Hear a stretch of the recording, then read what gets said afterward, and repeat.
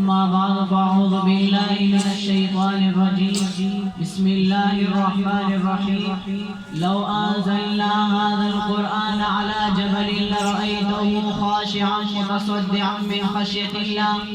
وقال النبي صلى الله عليه وآله وسلم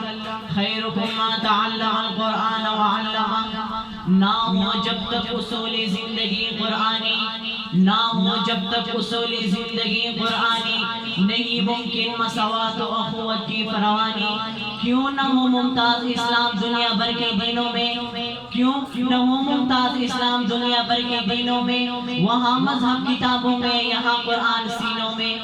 محترم اساتذہ کرام جج صاحبان اور میرے ہم سفر ساتھیو السلام علیکم ورحمۃ اللہ وبرکاتہ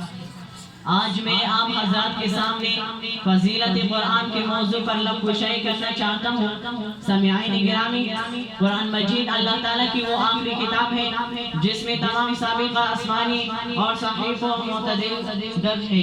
یہ کتاب کائنات کے لیے روح اور اس کی حقیقی حیات ہے قرآن مجید اللہ تعالیٰ نے سب سے اعلیٰ اور رافع قرار دیا اور فرمایا ذالک الکتاب لا ریب فیہ یہی وہ کتاب ہے جس میں کسی بھی شک و شبہ کی گنجائش نہیں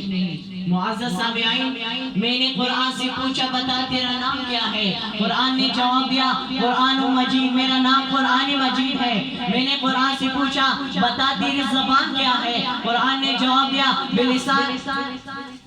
بلسان عربی مبین میرے زبان عربی ہے میں نے قرآن سے پوچھا تیری حفاظت کی کیا گارنٹی ہے قرآن نے جواب دیا اِنَّا نَحْنُ نَزَّلْنَا الذِّكْرَ وَإِنَّا لَهُ لَحَافِظُونَ میرے حفاظت کا